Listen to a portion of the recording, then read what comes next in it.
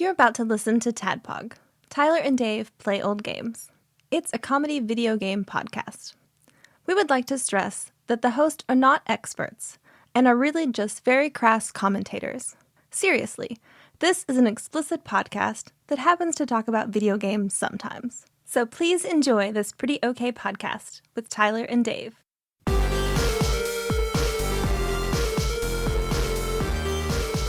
Hello, Internet. Hello.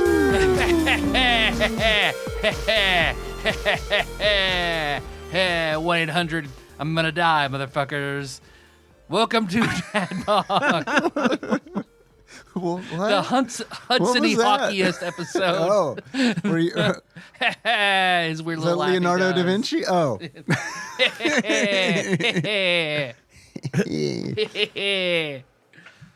Welcome to Tyler and Dave and Ian Play Old Games. This week, I am mad at Ian for making me watch Hudson Hawk.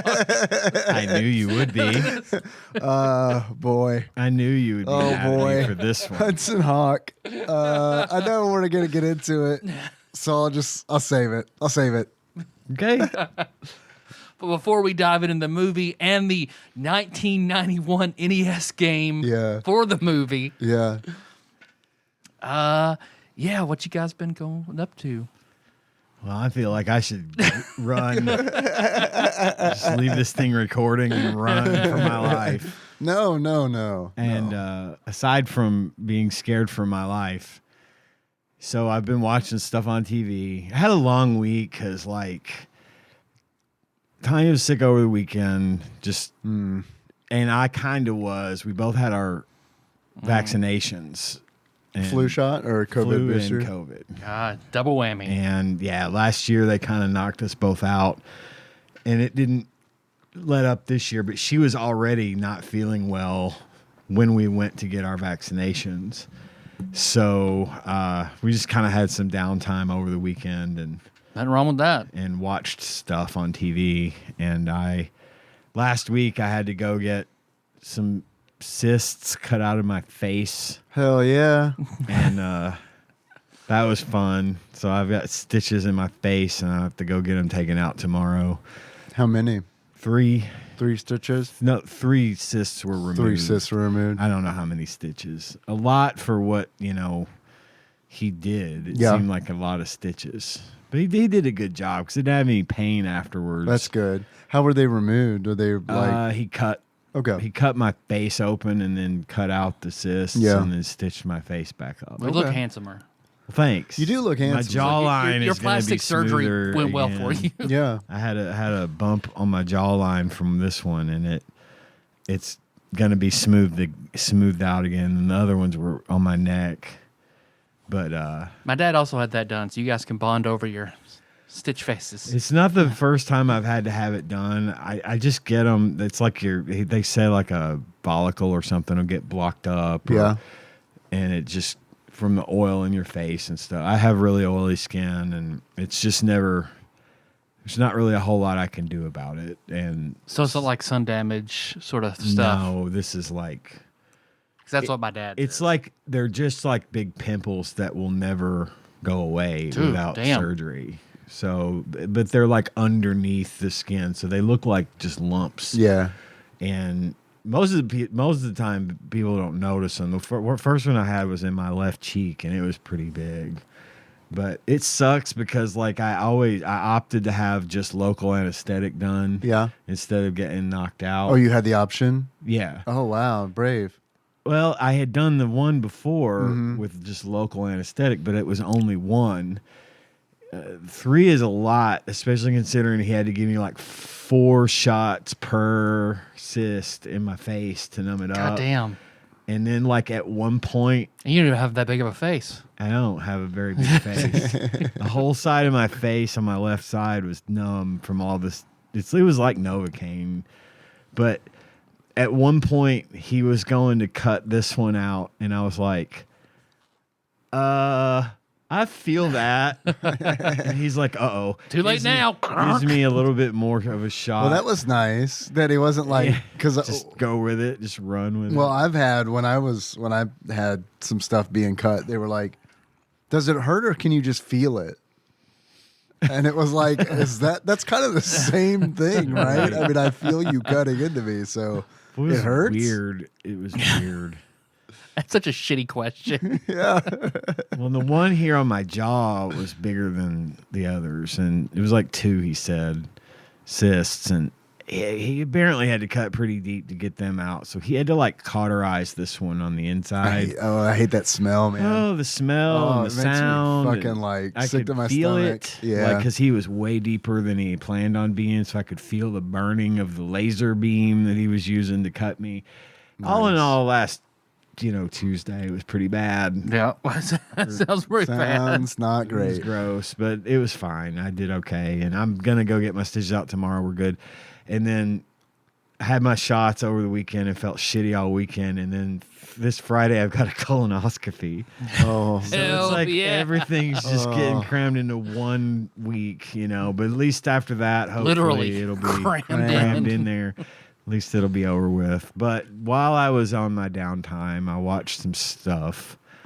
I watched Dawn to Dawn. nice. What's out there? Yeah, there's 3 episodes which out. I can now not. I feel like it needs to be pronounced dun dun dun, because it's kind of a horror anime. I really enjoyed that. Cool, so thanks man. for the recommendation. Yeah, It's dude, on Netflix. Yes, it is, and I didn't discover that until last night. Yeah. And when I saw it, I was like, oh, I'll need to tell Ian that it's on Netflix. Way ahead of you. They've got a lot of shit now on Netflix. I They've really know. upped their game. Like, Yeah, I re-upped it last night because I wanted to watch Ranma 1/2. Okay. Yeah. And when I was in there, I was like, oh, shit. Yeah. Yeah, Dawn to They've Dawn. got Dawn to Dawn. They've got Demon Slayer. Yeah. My Hero Academia. All of everything. It's current. Yeah. So it's pretty sweet that they've got that. I don't. So you watch Dawn to Dawn on Netflix? Yes. Does it do the does it do the Netflix emblem before the beginning of every episode, or does it just do that on Ranma 1/2 because it's a Netflix original or whatever? It does. I think it does it in front of I hate everything. that. It bugs the shit out of me. Why? I don't know. It just kind of. I guess because on Crunchyroll, I'm just used to it. Roll one episode, just rolling into the next. Oh, well No, when I first started it up, it did it. But running one into the next, It do didn't. it. Yeah, it was doing it for me in between every episode of Ranma, and I was Oh, like, is that man, this right? kind of this kind of sucks Takes you because out of it's it just for a like, sec. yeah, I know I'm watching Netflix. It's all good. Yeah, because God, I hate to know what network I'm watching when I'm watching something. Their subtitles also fucking kind of suck. The ones for the ones for My Hero Academia are clearly translated from Japanese. Yeah. But the English is just English. Yeah. Which is not directly translated. Obviously, it's more of this is the idea of what they're saying. As if it were in English. Right. So it's super different. Mm-hmm. The ones in Dawn to Dawn are not bad. That's good. They're not bad. Good. I'm glad. The next thing I watched, and I'm almost done with, I started the other day. It's called The 8 Show. The 8 The show. number 8. It's The number 8 Show. Okay. And the description of the show, courtesy of ChatGPT, which is my scrubbing bubbles, it does the work, so I don't have to.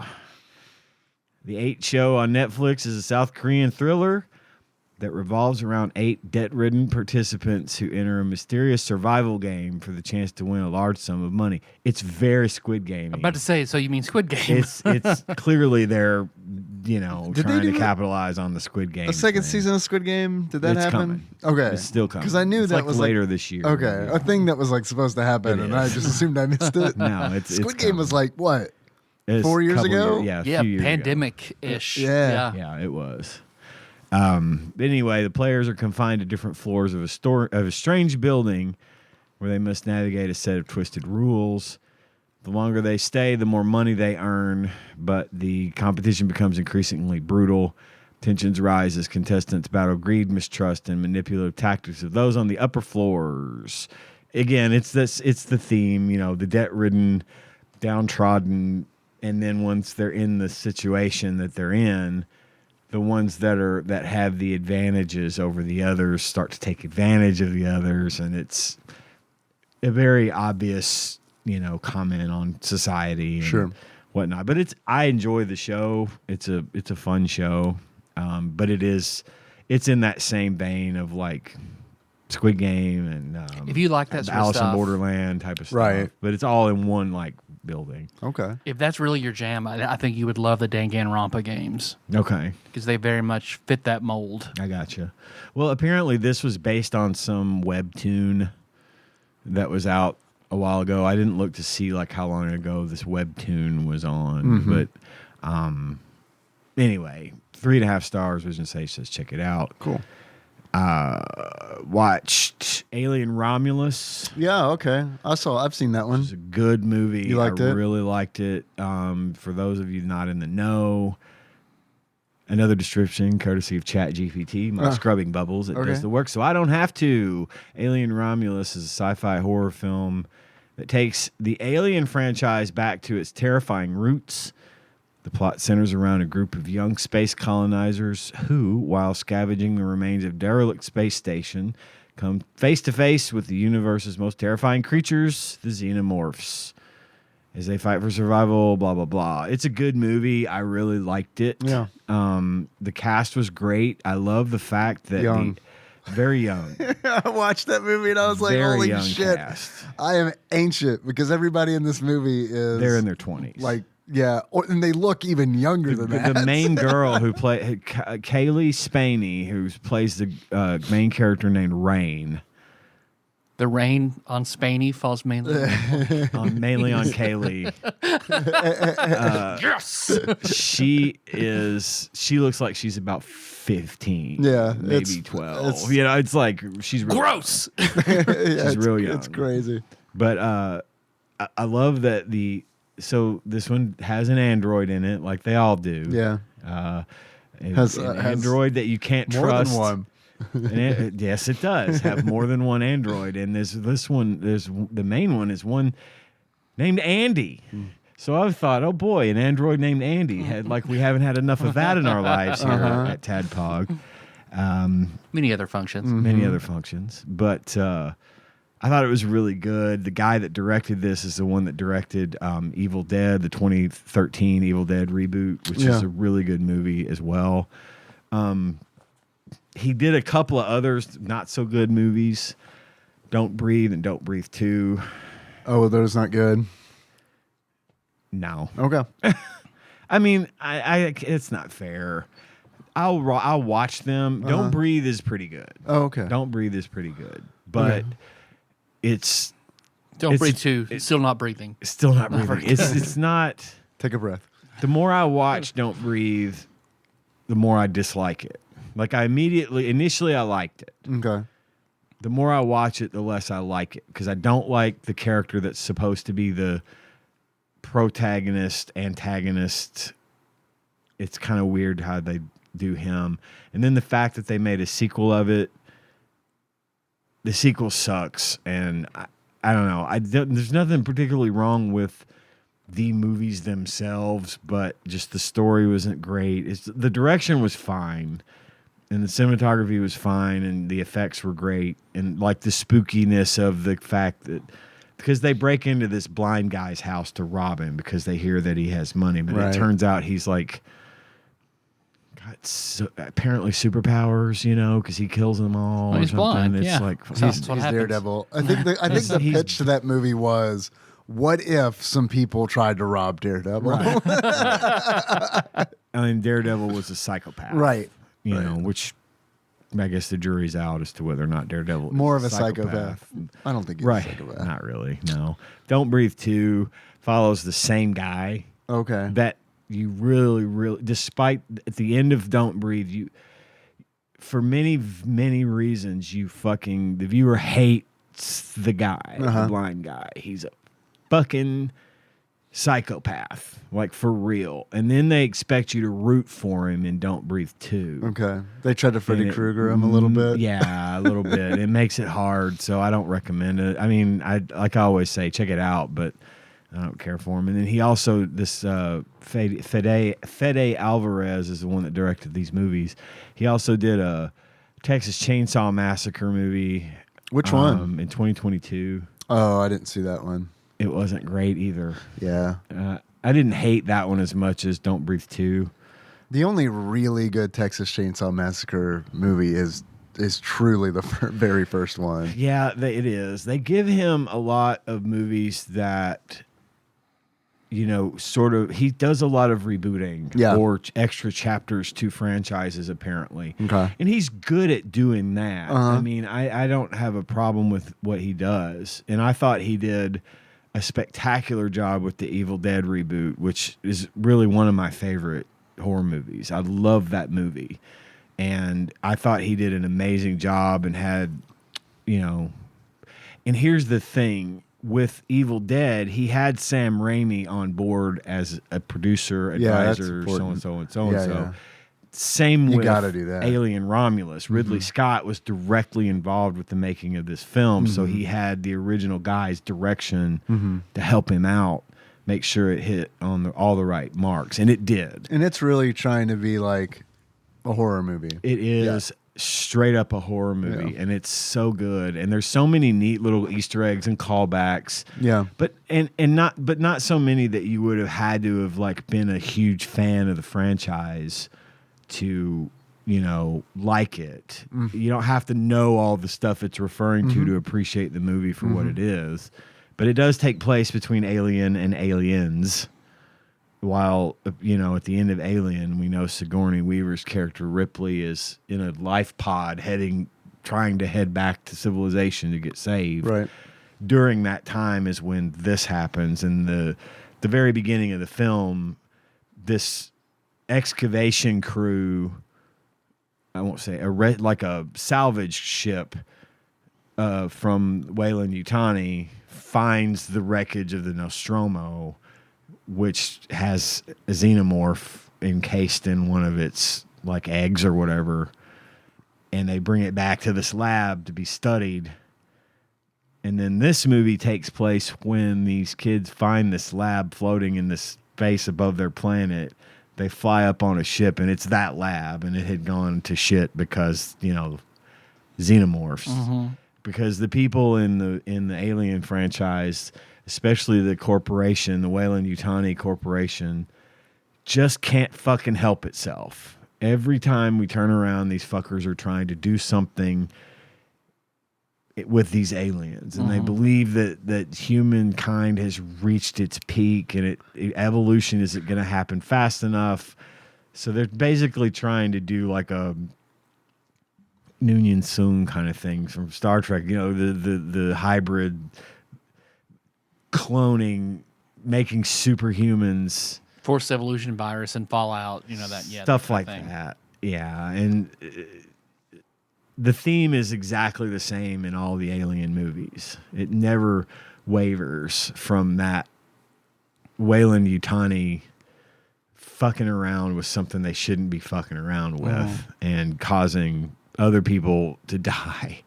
I really like that movie like a lot up until a point where, if anybody cares, I guess skip ahead a minute. But do you care, Tyler? Nope, not one bit. Okay. I really like that movie.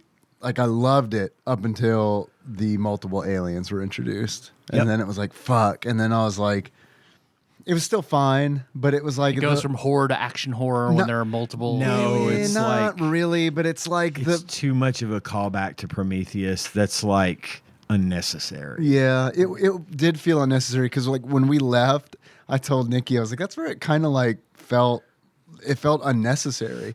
And then she's the one who pointed out, well, they were there so they could do that slow-mo Matrix through the acid scene. And I was like, oh yeah, you're right. That's the only reason that there were multiple aliens there, was so that there could be that scene where she matrixes her way through alien acid spit. Now that scene I didn't mind. It's cool. It's a cool scene, but it was almost like a MacGuffin. Like they had to do it so that they could do that shot. Yeah. It's hard to naturally set up a good right. idea.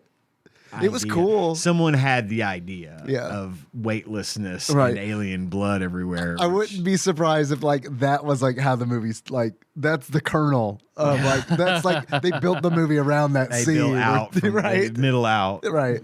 Yeah.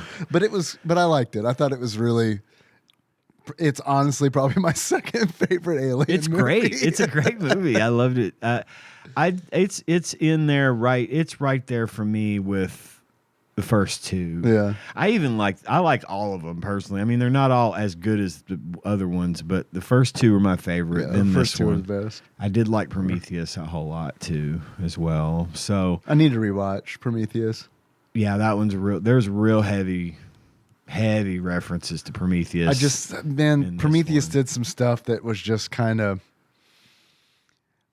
the concept of the movie is interesting and the visuals are very interesting, of course. Sure. But there are some things in it where it's just like, how can these people be this stupid? You know what I mean? It's like they're too fucking stupid to let alone be alive, Right. let alone be on this ship, Sure. right? Like It's rough. yeah.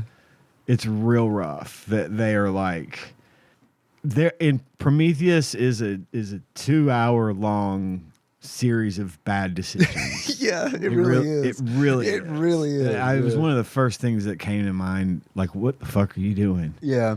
I mean, I get it's like, okay, we don't know these things yet because this all takes place before. But Alien. regardless of But it's knowing like, what these are, we are on another planet, and we really don't know anything about it.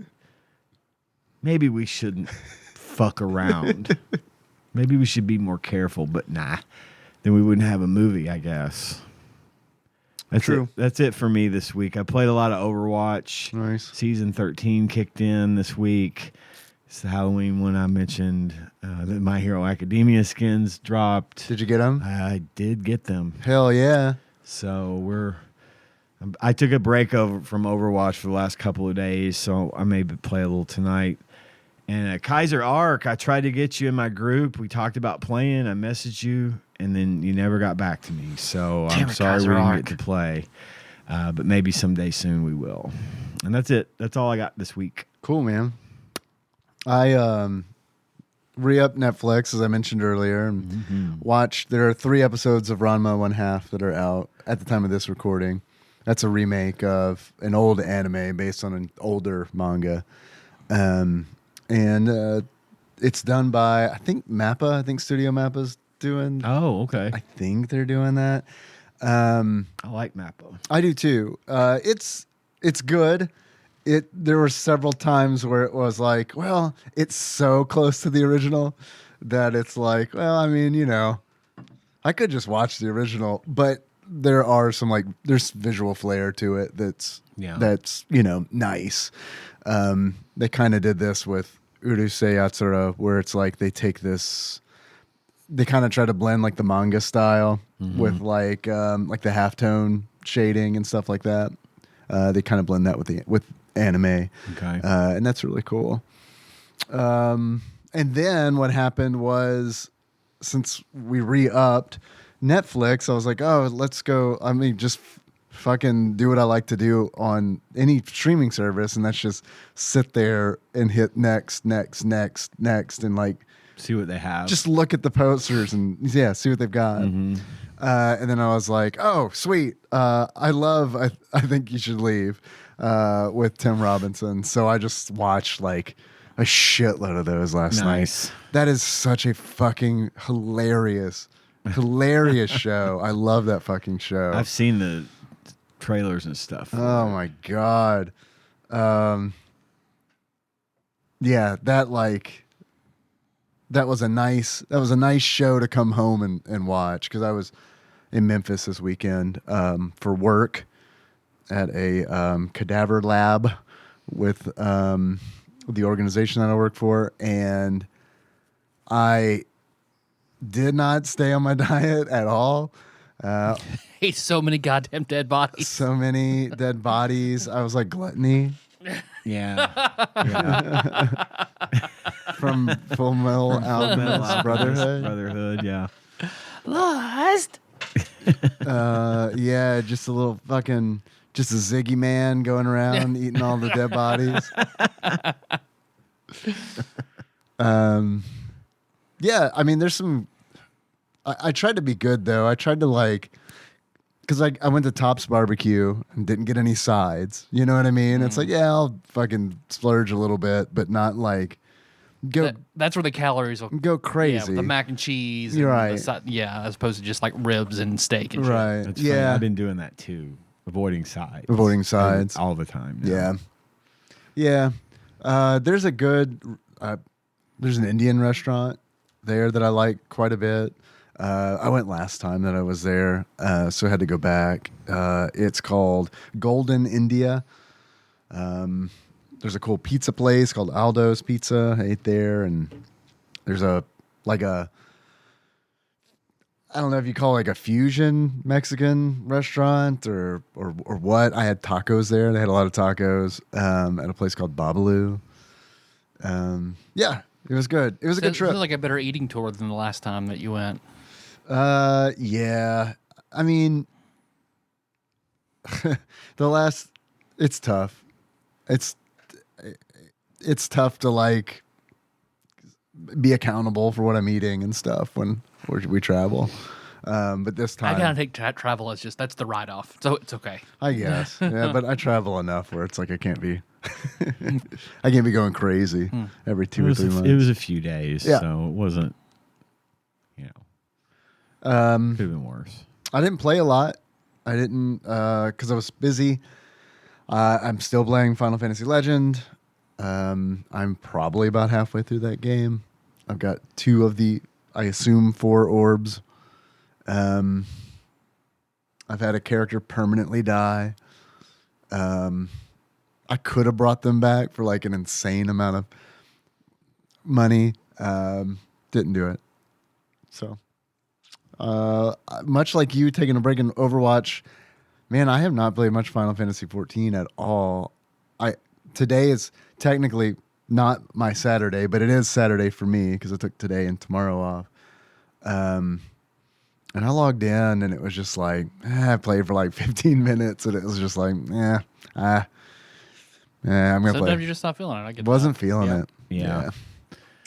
So that's pretty much it, man. Other than catching up with Dawn to Dawn, which I think is great. Love the grandma on Dawn to Dawn. Yeah. She's my type of woman. Yeah. She's great. All about the grandma. Yeah. Like, she's sexy, too. Yeah. Like, when she was talking about her grandma, and, like, I was expecting, old decrepit grandma. No, this is sexy. Yeah, she's great. And a badass. Cool ass. Complete fucking badass. Complete fucking badass to boot. So, yeah. I love that scene where she's got Turbo Granny and those fucking protective seals with the nails. Yeah. And she sets it up essentially where like she can't move in or out of them. Yeah. Yeah. I love that. Yeah, that shit is cool. Yeah. Give me your banana. I finished. So when Brandon Sanderson did his year of Sanderson, his secret projects on Kickstarter, where he wanted to get away from the big publishers and self-publish these books, and it was like one of the biggest Kickstarters ever. Okay. Because he wrote 4 books. 3 of them are Cosmere books, which the Cosmere is his big Cosmere Kramer. pretty much. It's the one where Brandon Sanderson says the N-word. That his like every book, that's his big interconnected universe. Okay. Is like the Cosmere. So each of his series will take place basically on a different planet, but they're with its own magic system, but they're all interconnected in certain ways with certain characters. Like, you read Sanderson for the Cosmere because that's the thing. It's gotcha. great. I read the three of the 4 books that were, and they were Tress of the Emerald Sea. I'd recommend to, even if you haven't read Sanderson, like it's a fun fucking book. Yeah, it was really fun. What's it called? Tress of the Emerald Sea. Okay. So it's it's almost like a fairy tale-ish sort of story. A girl who's lived her whole life on an island. The boy she falls in love with is royalty. He has to go off to date at the royal court, and he gets kidnapped and lost, and no one cares to find him. So she's like, that's it, I'm leaving. I'm going to go find him. And she basically joins a crew of pirates and tries to figure out how to go find him. Okay. The twist of it being in this world, the oceans aren't made of water; they're made of spores, And Okay. that's the magic system in this world. Is there are like 8 different kinds of spores, and they once you get them wet, they all have a different magical effect. So she's trying to master all these different kinds of spores to learn the magic and go find him. Which Okay. it was a lot of fun. All right, cool. Then Yumi and the Nightmare Painter. It was a real slow burn, which I don't like slow burn kind of books. It just felt like I was listening and kind of bored for a lot of it. Then it Yeah. got really good, but I don't like that. He based that off his favorite video game, Final Fantasy X, Oh, okay. in which because Titus and Yuna both have very different jobs and learn to do each other's jobs. That was the premise behind it. Is these Yeah. 2 characters Corporate makes them cross-train. yeah, exactly. Makes them learn each other's jobs, and then it comes together at a head for the things they actually have in common. Yeah. And it got to be good at the end. Cool. And then I need to replay 10. It has been since I played it on the PlayStation 2 Same. when it came out Girl, that I same. have not that I played it. It's been that long. See, I really liked it, and then I I did got to too. the end of it. Yeah. And when I unlocked, Blitzball. boy, I got to word that my second playthrough, I liked Blitzball because I got the Jack Shot and it was totally different. Yeah, I played so Without much Jack Shot, Blitzball. fuck Blitzball. Yeah. But where you can unlock each other's sphere grids, Right. then everyone became the exact same character. Yeah. Except for Yuna, which at that point then I was like, okay, now I don't like this as much. No one is unique. Right. Everyone is exactly the same. I don't like this. Did you play 12? No. Well, I started to, but I couldn't get into it. I think 12 was the same way. The only reason I bring it up is because I just this the other day found out that in the 12 remaster that was done, I guess a few years ago. I didn't know it was remastered. Yeah, I say a few years ago, but it's probably like 5 or something like that. We're in our 40s. It's fine. They That was a few yeah. years ago. They changed it so that you can't, like, there are limits on the grid essentially. I like that a lot more. So I don't know if they've done that with the 10 remaster or not. I would hope so, but But yeah, I know what you're saying. One of my favorite things in 10, though, you talking about Yuna, is I really like the summons and how summons were handled in 10. Yeah. Where essentially you controlled the yeah. Eidolon or whatever they were called in 10. That's That was what. cool. Yeah, I like that about For rounds, the later Breath of Fire games too. Whenever you could do that. Yeah, like the PS1 version, like the Breath of Fire 3. Because some they would just be like turn to a dragon, 1 turn done. Right. Some of them, then some where Ryu actually turn in, you can control his moves. And I've stuff. thought about just skipping ahead to Breath of Fire 3 because I have tried to play 1 and 2 several times, and it is just they're such beautiful games.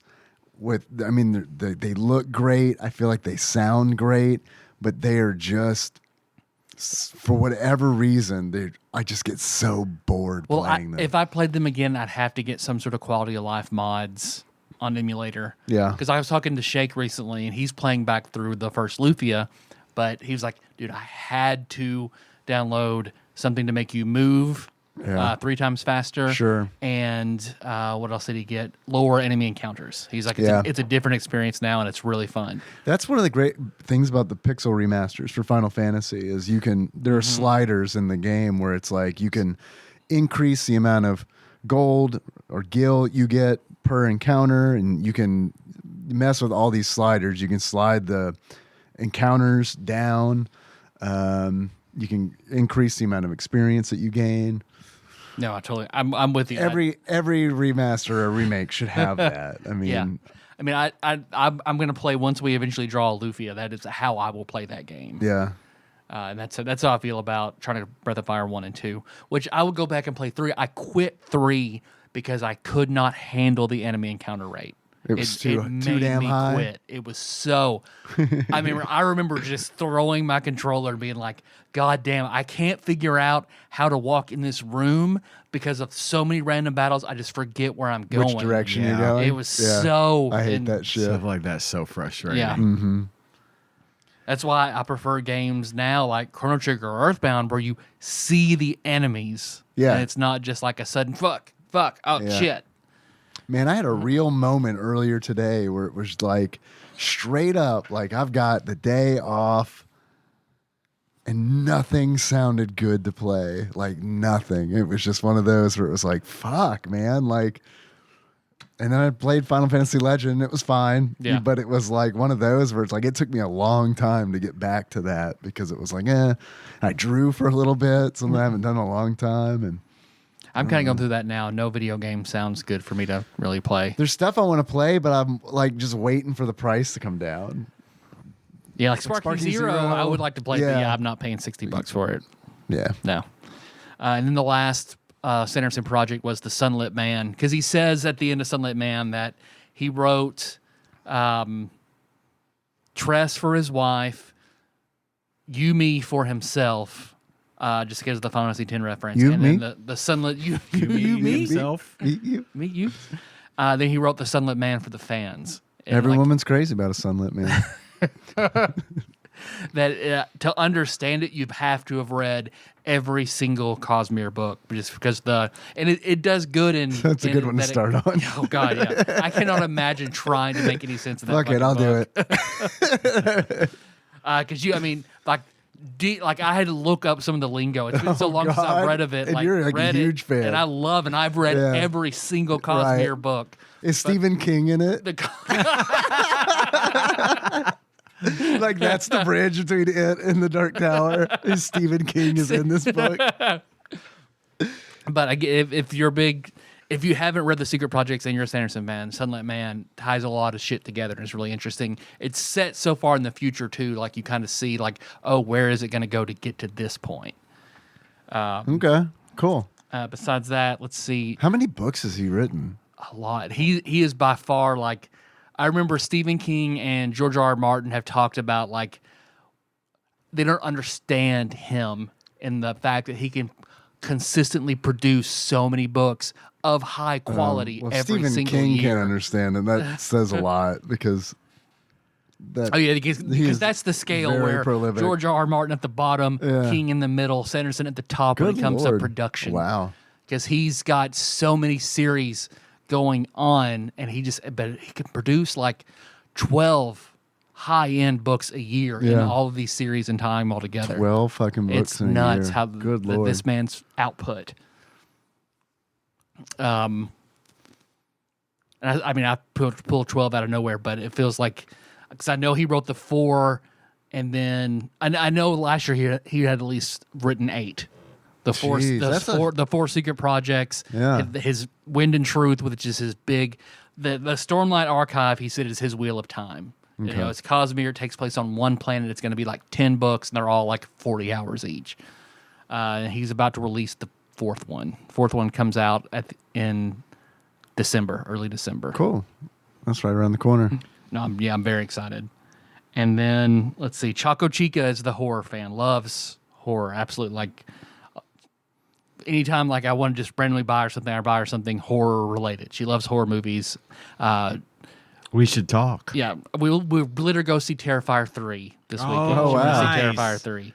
I haven't seen that. So how did she like it? Well, she's 15, Okay. so we bought her the tickets. She goes in, we drive away, Melissa and I go off to go do our thing. She calls. I'm terrified. 3. This is 3 times more terrifying than I thought it would be, and I need you to come get me. I appreciate the gesture, but yes, I am terrified. Well, for the first time that I know of since She's 15. South Park. I hate to interrupt the not- story, but what the fuck? Yeah. Yeah, What's Anna's 21, Addie's 18. They're both in college because Anna was in homecoming court. Her being 21, her senior that's year not- at Murray State now. She That- was on homecoming court. That's and we not went as to do fucked that. up because you reach a certain age and you're like, all right, you're pretty much a fucking adult. You're like, an you know what I mean? It's like, whatever. But then, like, yeah, 15? Yep. That's crazy. Next She's thing still you're going fast? to tell me is, Yeah. Well, we'll see. I tease her about that shit all the time. Like, oh, Dave's out there. Do you want to go run for him? Shut up. I don't know. I mean, what was it? Last time we went to Six Flags, we were on the way back, and she was like, I bet I could beat you guys to the car. And I was like, yeah, that's the Choco Chica I know. I'll time you run. And she just takes off. But for the first time I've heard of since the South Park movie, they had people at the doors checking IDs. no. Oh, wow. So shit. we had just left, That and sucks. they wouldn't let her go see it. So she's like, they gave her her money back. She's like, all right, well, let's go see another movie. let's go see Smile 2, not knowing that was also rated R. They were also sitting at the door for Smile 2. So whenever they checked her ID, and then it's like, all right, you're out. Kicked her out. Wow. And her and her boyfriend went to the mall until we came back. Weird that they were checking IDs at the door. That is really weird. I've never Really seen that. Not since South Park, because I remember they did that for South Park, Bigger, Longer, Uncut. I have never encountered that. I don't go to a lot of movies, but when I do, it's like Deadpool. They didn't check IDs Nope. in Deadpool. It's also kind of weird because it's like you'd think the movie theater would be a little cooler, where it's like, hey, thanks for coming to see this in the theater. Right. Hey, we're kind of a dying medium, so thank you. Yeah, exactly. And then, like I said, then Anna was on Homecoming Court. We went to do that Homecoming weekend. And then I saw on TikTok, I was excited about it because they talked about this last episode of The Penguin being rated as one of the best episodes of television of all time. Shit, yeah, I gotta watch that. Like it got I like do a too. 9.5 or something out of 10, Okay. and you don't see that very often outside of like Breaking Bad, The Sure. Wire, The Sopranos, like that level. Okay. So Melissa and I watched it, and it wasn't about the Penguin. It's all about Sophia Falcone, which I didn't know she was a big character. The Hangman. I don't know if you remember the Hangman in his villains gallery, but it's all about her, and it was just like Melissa and I walked away like, God damn, that was really fucking good. Sweet. That's a really fucking good episode. TV. Cool. I'll check that out for sure. Yeah, I'm trying to I get gotta- Tanya to sit down and commit to that one so we can watch. Otherwise, I'm going to give her about a week, and then I'm going to watch it on my own. And then I do have some stuff for us to try. Okay. Number one, Doritos. Doritos Flamin' I've had Hot Doritos before. Thai red curry. Thai red Oh. curry. Cool. So pass it down, Ian, if you want to partake. I will. Look at that I think I saw metallic. these. Yeah, that means it's really hot. Yeah. Oh boy. That's gonna be a spicy meatball. I'm gonna Yeah, find it's me very red. a good one. Very, very red. This chip I pulled out of the bag. This one is my choice. Oh my fucking god! I saw does- these at the Walmart. It does certainly smell like curry, like a smoky curry. All right, Thai red curry. Hit it. Okay.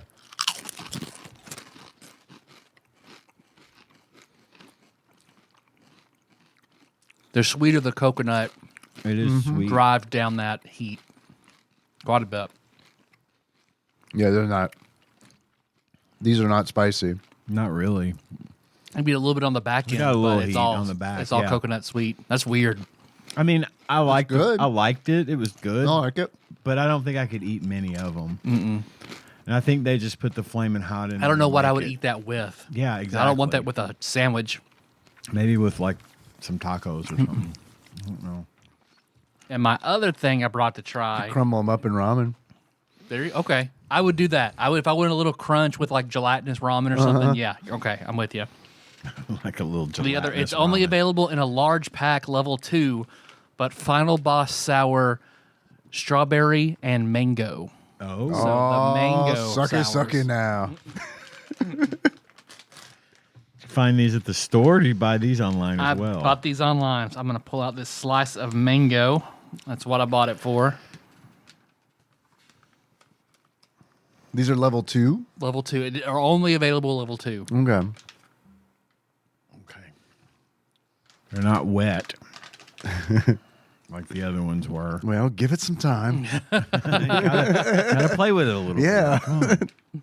So wait. Oh, okay. I got a strawberry. I need a mango too. Wow. Okay. I need a strawberry out of here because I know what the strawberry tastes like. I'm gonna eat them together. There you go. Yeah, me too. All right. Final Boss Sour, level 2, strawberry, mango. Mouth noises initiate.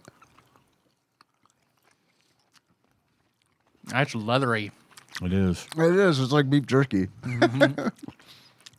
very sour beef jerky. The fruit itself isn't sweet; it's sour. Like I was expecting like sour on the outside, but sweet mango fruit. But I think it's because it's so it would thin. not. Yeah, I Maybe. think we're getting more Coating? You get more coating per Yep. square centimeter of fruit because that's really sour. That's tasty. It is good, but Thank you. but at homecoming weekend, I took the box of the rest of the sour up there to have Melissa's dad try. Ate all 3 levels, unfucking phased. Yeah. And he's like, that's sour. Yeah, All that's right. good. All right, thanks. You need any more of these? Maybe like 2 more. I did lick my fingers, so I'm gonna try to use my pinky and. We were into this COVID bubbles. It's fine. Okay. Thanks, Tyler. Yeah, thanks, You're man. welcome. I will have something on the way next week, especially special for us to try. Yeah, Neat. cool. I have an idea of something I'm going to bring for y'all to try as well. It was Nice. on both Only Murders in the Building and then, because Melissa and I watched that. Is it a dip? It's not a dip, but it was on Only Murders, and then we started watching Frasier, and the same food was also in Frasier. So I got on Amazon and I bought some. Okay. I was like, I want her to try it, then I'm going to take them on the show and we'll try it. I'm caught up on Only Murders, and I should know this, but I don't. Well, you guys want to... Yeah, let's just rip the Band-Aid off and get this over with. Get it Look, over I'm with. not sorry that I had you guys watch this movie. Me neither. Because I'm not sorry. it's a cult classic, and I have always loved it, even though The Room is also a cult classic. yeah, I've always loved it, but because of how silly it is. But I will admit that on this rewatch, I started to think, "Uh-oh, this is not as good as I remember." My problem with it was that I was so bored watching this movie, and it was like there's a lot of stuff going on in it, and I would be entertained, and then I would be like there would be a stretch where it's just like where I would just be bored. Get on with it. Yeah, and I don't know. I think And if it's, they had gotten on with it, it would have been about a 30-minute like YouTube short. that would have been so great Yeah. if this movie had been like 60 minutes long. Yeah.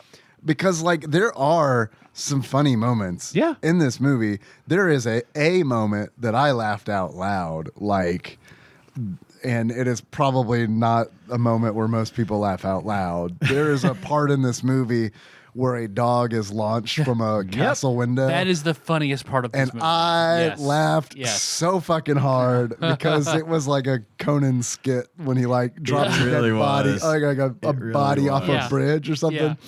Yeah. Well, I do have a TADPOG All right. totals list for Right. Hudson Hawk, Please. so I'll do that, and then I've got a few brief facts about the movie, and then we can get into it. Okay. So this week I have TADPOG totals for the 1991 Bruce Willis movie Hudson Hawk, starring Andy McDowell. Did not expect Andy McDowell. Didn't know. Nobody did. Always appreciate prime Andy McDowell. And this was prime Andy McDowell. It was. for Danny sure. Aiello is in this movie. We've got Sandra Bernhard and Richard E. Grant, who, as I mentioned, played the witch hunter in Warlock, the movie we recently watched. Okay. All right, so TADPOG totals list for Hudson Hawk. 1, Leonardo da Vinci lab that looks like a precursor to Willy Wonka's factory. Steampunk before steampunk was cool. 1 Mona Lisa model with terrible teeth. 1 prison guard with even worse teeth. Uncountable instances of scripted buddy banter that tries and fails to not sound like scripted buddy banter. Oh man, the dialogue. It's bad. Several running Hudson Hawk just wants a fucking cappuccino jokes that never land. Skateboard-based cat burglary featuring skateboards that I definitely made fun of when I was younger. Shark boards? They're like Valterra skateboards from Walmart or something. I don't know. Fat guard chair crushing, improbable heist timing using the running times of specific recordings of classic songs. Walkman-based safe cracking. 1 annoying, overpowered butler with folding swords hidden in his sleeves. Copious Assassin's candy Creed. bar promotion disguised as clever villain naming. 1 exploding auctioneer. Syringe. Syringe foo. Gurney surfing. Ambulance foo.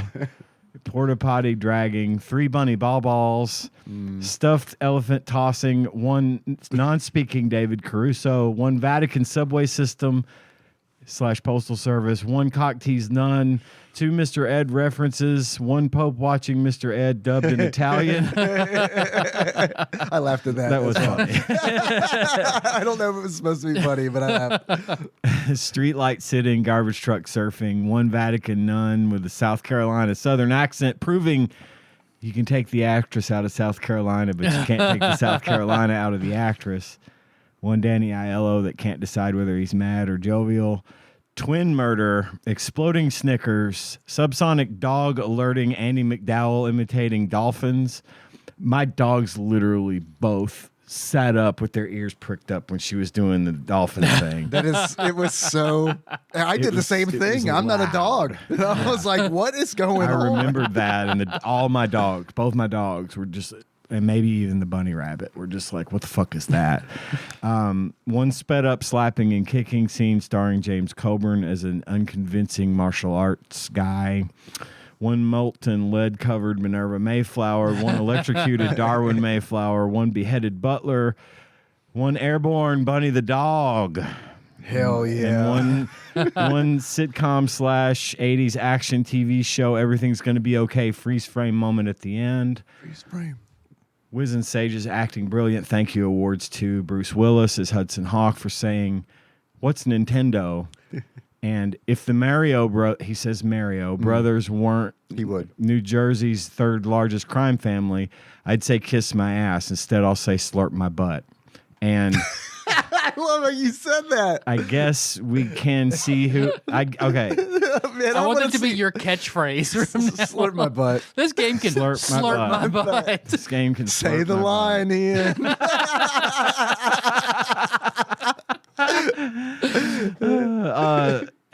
Continuing with Bruce Willis's acting brilliant thank you awards, and I guess we can see who wears the penis in this family. And I guess she won't be attending that hat convention in July after a guy gets beheaded. Decapitated, yeah. Richard E. Grant as Darwin Mayflower for saying, "Now I've got myself a new goal. World domination. And I'll torture you so slowly, you'll think it's a career. I'll kill your friends, your family, and that bitch you took to the prom." Sandra Bernhardt is Minerva Mayflower for saying, "You cease to amaze me, thief." And "Big boys don't cry, aye." James Coburn is George Kaplan for saying, "I miss Rome. I did my first barehanded strangulation here." Yeah.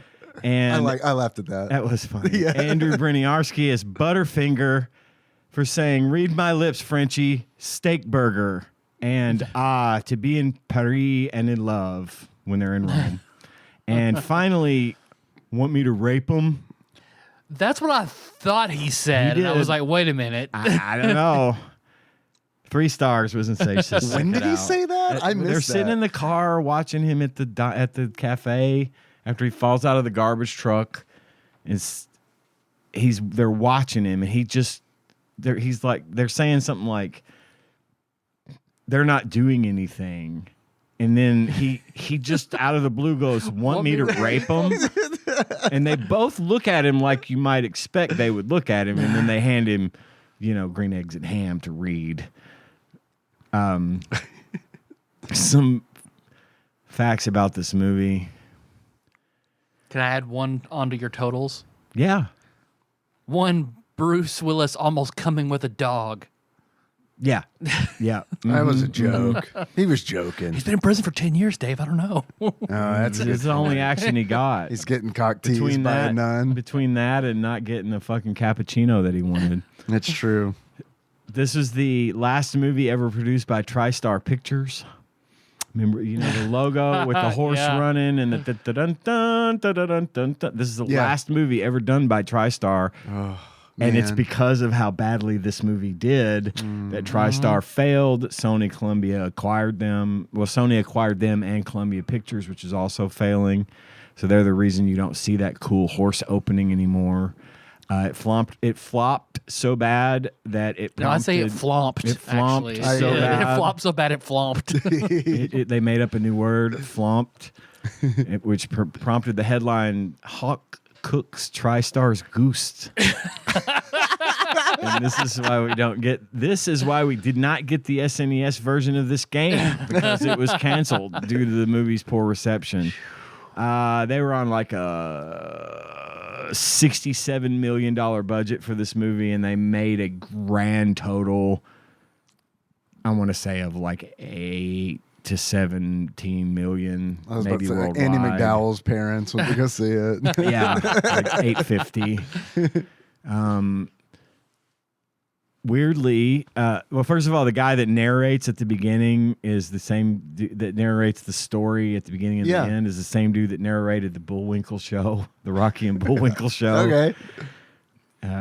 Weirdly, this terrible, strange, and hard to understand movie was directed by the same people that directed Heathers. Wow. Which is one of my all-time favorite Oh my movies. God. That And I makes don't- me sad a little bit because Heathers is a good Heathers movie. is good. God, I love Winona Ryder. And the thing is, why that was Bruce Willis's fault, because he was constantly demanding script rewrites and changes and things that put more focus on him and his, awesome self. Well, I He's, feel he's like- super douchey in this movie. Oh, yeah. Like, not likable at all. It felt like almost sort of a vehicle just for him to sing.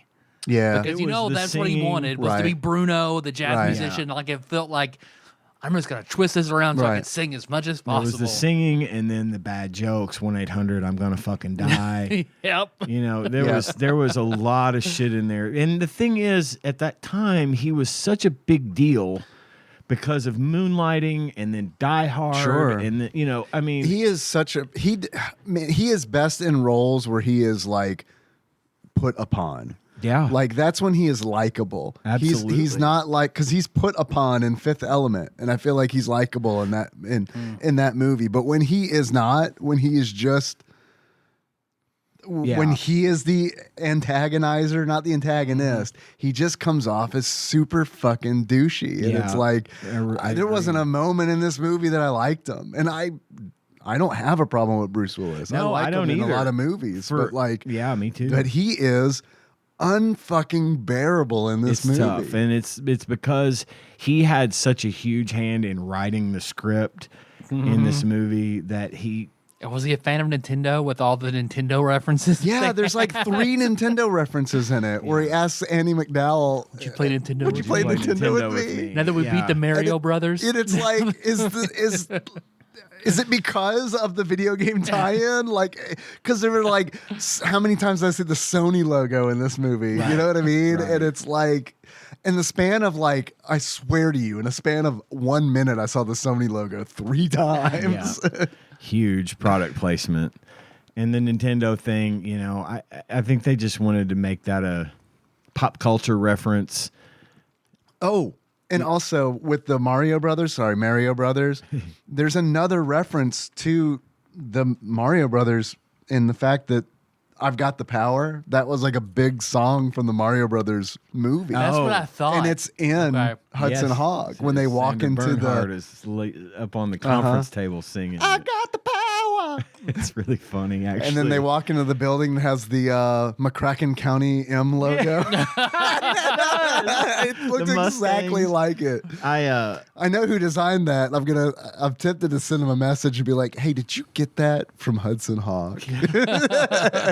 I absolutely thought that Sandra Bernhard and Richard E. Grant stole the show in this movie. I thought they were the best part of it. I like when he love the gets excited. Minerva and Darwin Mayflower. And he does this thing with his tongue. Yeah, Like he is fucking he's nuts. coked out. Yeah.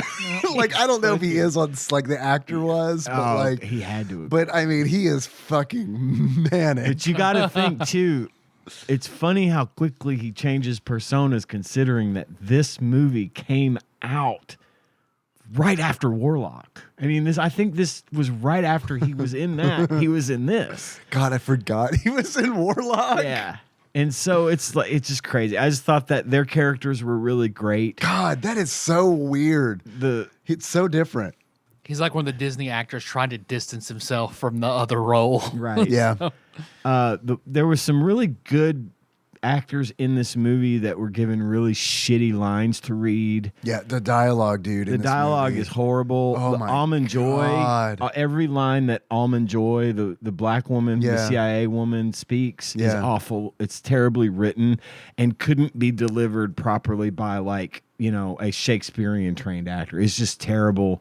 There's no good way to put it. Yep. And you can tell that she just didn't have it in her to try to deliver her lines more effectively because you said no old CIA, new CIA jokes. It's just like Almond Joy, get it? Yeah, candy bars, get it? I was so confused in the auction house whenever like, why is he eating a Butterfinger like that? With the logo turned out sideways. Hey, nobody better lay a finger on my Butterfinger. That was Zangief, by the way. Phil pointed that out on the Discord.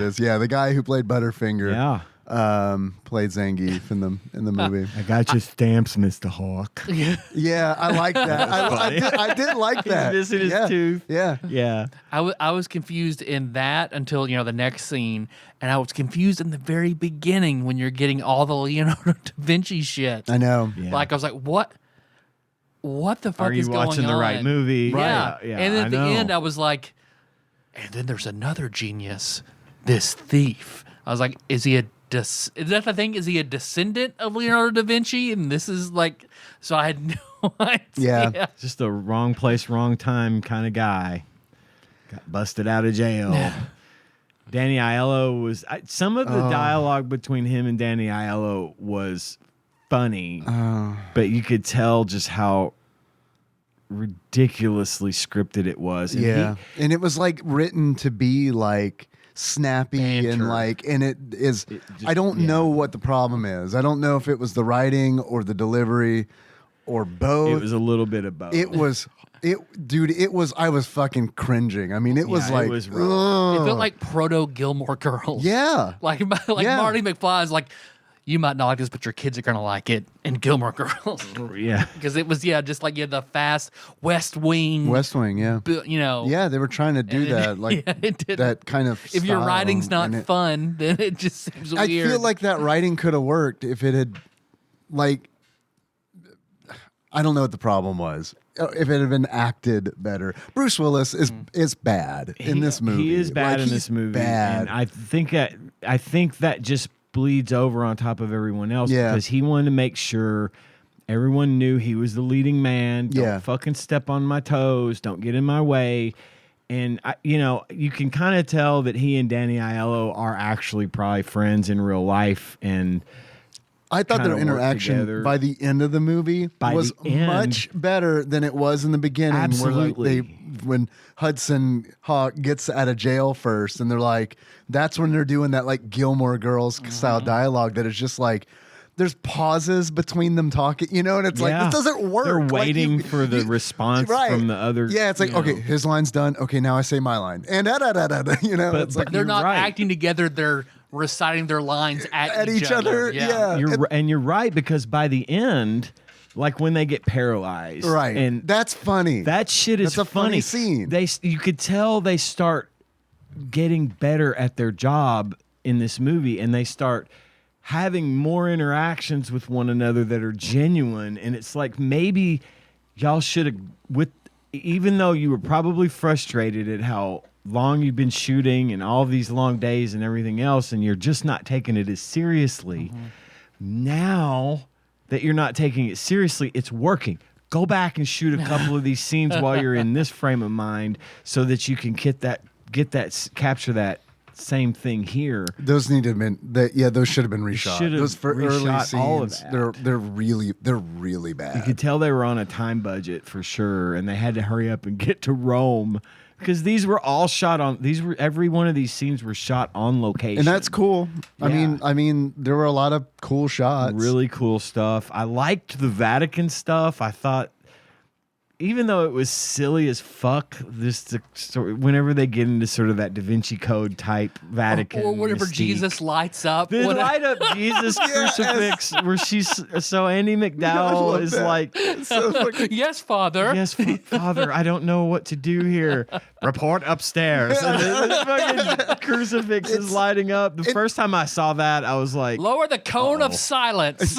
And see, that shit is funny. Yeah. But it's like, it's hard to laugh at because there are parts of this movie where it feels like they're trying to be serious. Taking it way and I think that's seriously. Bruce Yeah. Willis. Like, I feel Agreed. like that's him.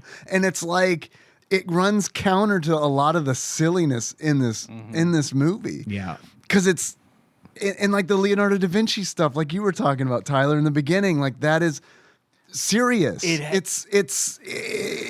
you're gonna cut something that had no reason to exist, like there's no because we didn't. there's no need- real reason. It's just to the have that. MacGuffin. Need It's to just that enact all Leonardo that. da Vinci invents this fucking crystal that pieces together that turns people into, or turns things into gold or bronze. Well, if it didn't even Well, he have wanted it to be They bronze, still but it's explained gold. everything throughout Gold. the movie, so Right. you didn't even have to You have didn't it. need that establishing scene because they tell you what is going Yeah, on. yep. And Leonardo's castle could have still been part of the deal. Right. And we could have gotten introduced to the machine that turns things into gold just naturally throughout the course of Right. the movie. We don't get As the opposed- Thor going into the waiting water scene that gets cut, but we get fucking Leonardo da Vinci. It's flashback. weird. And like bad prosthetics. That's the other thing. It's like, Yeah. I know when they made this movie, they probably didn't intend on people watching it in 4K. But like Leonardo da Vinci was like, come on. Like, come on. This looks horrible. I could see the Like, glue. The glue on the beard. mustache and the beard, yeah. It's bad. I was like, who is that? I thought maybe it was somebody else in the movie and that they were really like taking the silly to the next level. Yeah. But nope. no, it's played It's completely just bad. straight. Like straight. Yeah. Well, it's like in 30 Rock, whenever put Lemon on the high definition camera. Right. Yeah. This movie has despite its flaws, it has a very special place in my heart. It hit me, I guess, at just the right time when I first saw it, and I've If you always saw it loved as a teenage boy, man, this is a fucking teenage boy movie. early 20s, but in that zone. When you're in your frat boy zone, yeah. Yeah. Like if I'd been in high school or college and I'd been like fucking all about partying and drinking, and they said write a movie, this is the movie I probably would have written. This or Van Wilder. Right? Yeah. If I would have watched this with like 5 other people and we were all like not super sloppy drunk, but like drunk enough, and we're all talking, this could have been a good movie. Sure. But because I was putting all of my fucking focus on watching it, Yeah. it was pretty miserable. I want to pretty stone miserable riff experience. tracks of this. Yeah. Well, it's also like, it was also sad because it was like, there are parts of this movie where it's like, fuck, that was really good. And it's like, the really good parts are just overwhelmed by all this, like, really, like, this stuff that just falls flat. So it's like, when so much in this movie falls flat that when something funny happens in it, I question whether it's intentional. Right. And that is kind of like, ugh, that's not a good spot to be. I felt like it reminded me a lot of Clue in a way where it's like, I felt like it was like, I wouldn't be surprised if they were like, yeah, we were inspired by Clue. I would, you'd think if I get what you're saying there, and it just went wrong. Uh-huh. It was like Clue went wrong. Right. It's like Clue meets The Mask, kind of. Okay, yeah. Because like there's a scene like later on in the movie where like James Coburn, who's great in this movie, by the way. I thought he was fantastic in this movie. And Bruce Willis are like kung fu fighting, and like Yeah, there's that a was on my scene where list. Bruce Willis is like, he's like fucking The Mask, Yeah. where he's like bending back and forth. And it's After like, James Coburn stops kicking him, he still keeps bending up and down, up and down. Right. Yeah. yeah, I mean, it's like, can you imagine The Mask with a different actor? No. I feel like if anybody else had been The Mask, you would have gotten something like this. They where it just wanted would have Robin Williams, flopped. you know, for The Mask. I could. Well, okay. Somebody. I better say who else? Could And have then they did possibly it for a gotten lot cast? less money with Jim Carrey. I think Well, they yeah. made the right choice. Yep. I mean, if Kevin James had been the Mask, it would have been the equivalent to Hudson Hawk. I don't know, man. I'd fucking make that movie. I'd watch it right now. I mean, because like just for like the what the fuck is he gonna do factor of it. What if it's Paul Blart? The character Paul, Paul Blart gets the mask. Yeah, that's a movie. Paul he trips into a fountain Yeah. in an abandoned mall, Right. and finds the mask. And for some reason, Patrick Warburton's in the movie. Like, I'm sold. Yeah. He's Patrick Warburton's the villain. Yeah, so trademark. I never expect anyone that I recommend this movie to like it. I know that the odds are you're not gonna like it. But I do think this is a good one to have in your repertoire. I'm glad of I movies watched you've it. seen. I didn't like it, but yes, I agree. Because this is a great talking point. It is. You can always make Hudson Hawk a great talking point. If you ever want to point out something that you really hate about Bruce Willis, there you go. I've given you an hour and a half of material of Bruce Willis To the 4 material. hours we already had. Yeah. But for me, it's this guilty pleasure kind of thing, and you're either gonna like it or you're not. But it's good that you've seen I'm it. glad to have it as a reference point. For whatever reasons you may ever need to call on Hudson Hawk, it's there for you now, and I'm not sorry that I gave you that. Did you know that this movie received 3 Razzie Awards? Yes, I did. Worst director, worst screenplay, and worst picture. Yep. It was nominated for worst actor, Bruce Willis, worst supporting actor, Richard E. Grant, and worst supporting actress, Sandra Bernhard. Bullshit on the Richard E. Grant and Sandra Bernhardt. That's I agree horse with shit. you. Yeah. Bullshit and horse shit. But Bruce Willis, I need to see who won that year because he is very bad in this movie. He is. He is. I'd like to see a remake of Hudson Hawk, please. Whew, how about a Hudson Hawk the animated series? Ooh, that would work too. Hudson Rock. So it's the Rock. Rock. It's the Rock and Kevin Hart Oh boy. with Zendaya. I thought you were going to say Rock the Hudson. Rock Hudson could be, well, he's dead. I Yeah. was thinking it'd be James Coburn's character, but We could CG him, man. yeah. I'm sure someone's got the life rights to his face to be able to AI him into this movie. He'll be in the public domain here before long. yeah, yeah. Isn't that's probably a thing, right?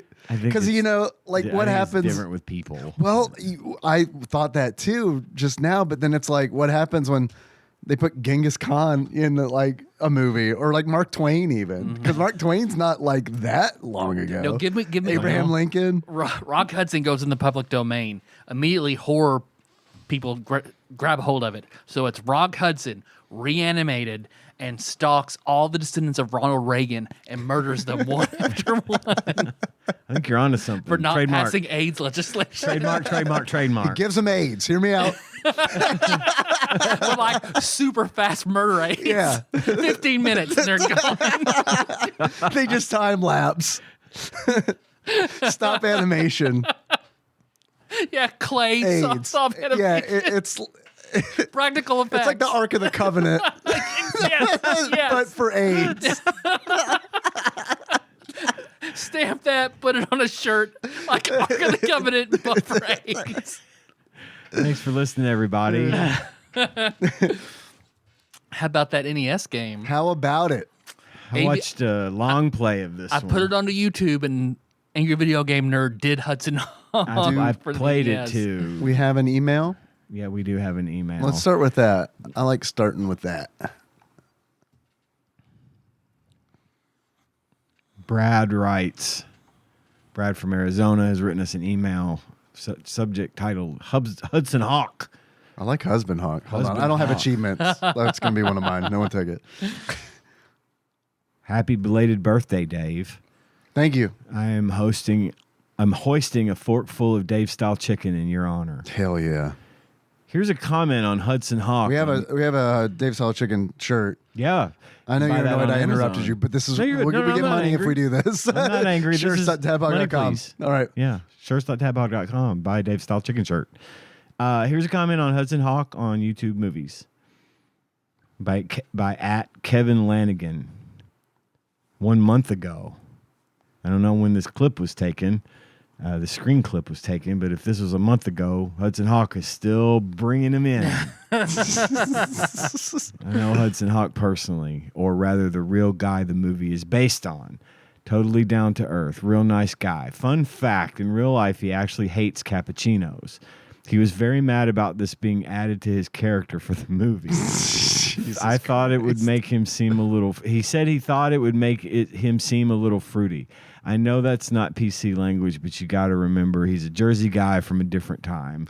Also, I say we cut him some slack. Also, who gives a shit if your character... Like, that's a sign that you're not a good actor. Right? Where it's like, well, I don't like cappuccino, so clearly my character's not going to like it. Yep. Also, I shoot bombs out of a gun all the time, and my character does in the movie as well. Kevin, we never would have known this even happened if you hadn't posted it here. This is from Brad now. How about you cut him some slack? I don't know what game you were all playing because it looks like an SNES version.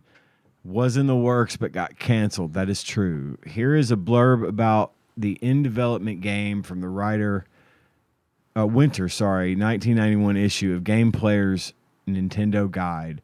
Hudson Hawk. When Sony ImageSoft brings the movie Hudson Hawk to Super NES, it may be the first example of a game that sells more copies than the movie did tickets. The Bruce Willis movie sank without a trace last May, but this story of not quite reformed cat burglar is an original idea in the video game market. You must steal through 3 levels of action, avoiding traps as you attempt to pilfer some valuable artifacts, explore tunnels, crawl through air shafts, and crack open safes in this dead of night adventure. Brad continues, but there was an NES game way back before SNES was released. This isn't really a review, but this is from the June 1991 EGM. Manufacturer ImageSoft for Nintendo, cartridge size 1 meg. At the time, it says number of levels, NA. It's a good sign. Available fall 1991. Play the world's greatest cat burglar. Eddie Hawkins, also known as Hudson Hawk, just got out of prison after serving a long 10-year sentence. He's vowed to give up his illegal profession as the world's greatest cat burglar. That was until ultra-rich and mega-trendy Darwin and Minerva Mayflower forced him out of retirement. He needed the best thief in the business to steal 3 Leonardo da Vinci artifacts. If the Hawkman refuses to work for the Mayflowers, they will kill Hawk's best friend. With his back against the wall, Hawk accepts the new mission, which sends him around the world in search for 3 artifacts. What Hawks doesn't know, however, is that these priceless objects, when combined together, are extremely lethal, as in Goodbye Civilized World. Hawk eventually discovers that this reality with the help of Anna Baragli. With this newfound knowledge, not only does Hawk have to track down the necessary artifacts to save his friend, but also put a stop to the Mayflower's evil scheme. In Sony ImageSoft's Hudson Hawk for the Nintendo, you play Bruce Willis's character, Hudson Hawk, searching for the artifacts while avoiding the police, the Mayflowers, and other dangerous traps. You'll also have to deal with jumping across ravines and buildings throughout your quest. So there was a whole bunch of information about the movie and then a paragraph about the game. On the opposite... Let's see if we can emulate that. Brad continues, on the opposite page in this magazine is a contest. There has never been a time in my life where I knew 100 people to invite to a movie. Also, a VHS copy of the movie is a higher tier prize than the NES and Game Boy games. So it's a Hudson Hawk contest, over $3,800 in prizes. How would you like to be one of the first people to see Bruce Willis's new movie, Hudson Hawk? How would you like to have the entire movie theater to yourself and 100 of your friends? You did anyway. If that would have actually boosted its attendance. How would you like to own the new Nintendo Super NES? And how about owning every title that Sony ImageSoft has ever produced for the new Super NES? The 8-bit Nintendo and the Game Boy. Hell yeah. That's a lot of stuff, isn't it?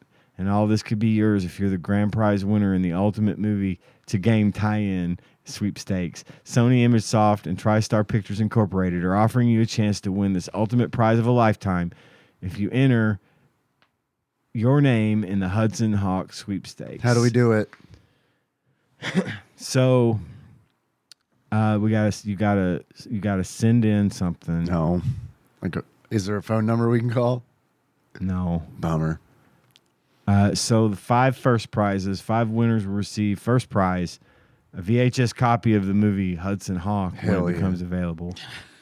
15 winners will receive second prize, a copy of Sony ImageSoft's Hudson Hawk game for both Nintendo 8-bit and Game Boy. Hell yeah. They'll also receive copies of the official movie poster. Oh.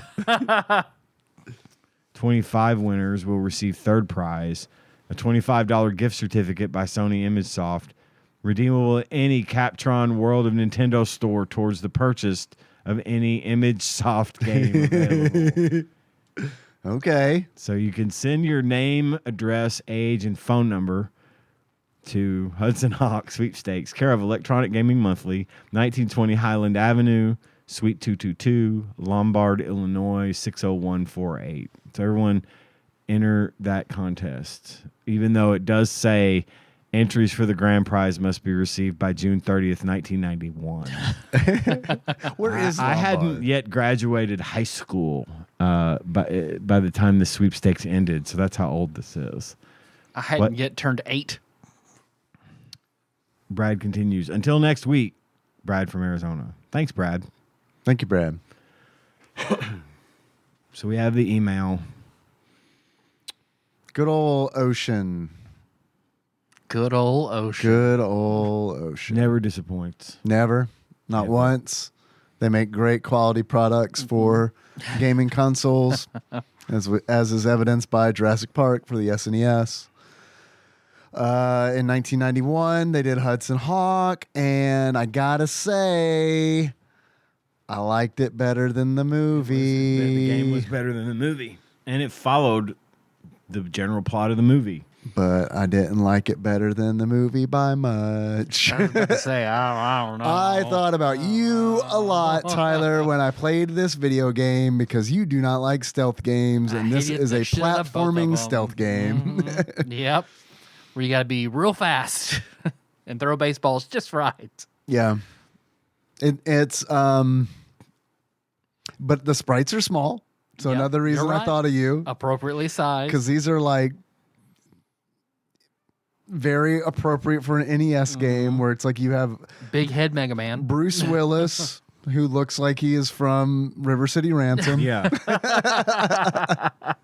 Never takes off his sunglasses. Oh, actually, he does. Once there is in the museum or in the Rutherford auction house, there is one of the enemies is a guy with a camera, and if he Oh yes, I saw the that. flash goes off, like his Bruce Willis's like sunglasses like come off and his eyes get real big and shit.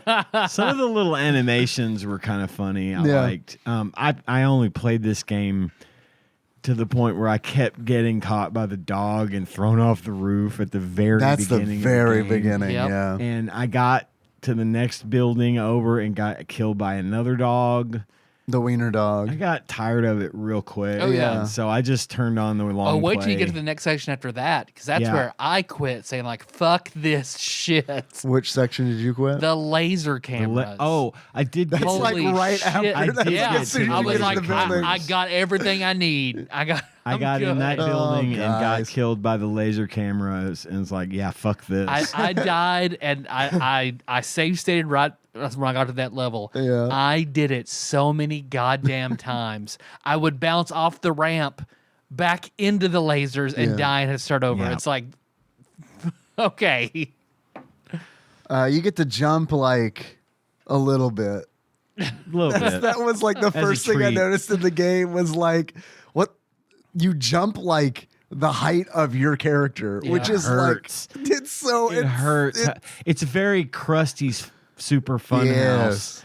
Because in that game you can't jump. And but- Snow White, because I hate games where you have to speed up to jump further as a mechanic. Yeah. Yeah. But Like- you've also got to like stack boxes to move around and get to higher places. Kind of sort like because they set it up on that rooftop. Yeah. Like when I was playing it, I was like, oh man, this is going to be like Chip and Dale Rescue Rangers because it's like you That'd have be to use nice. crates and shit.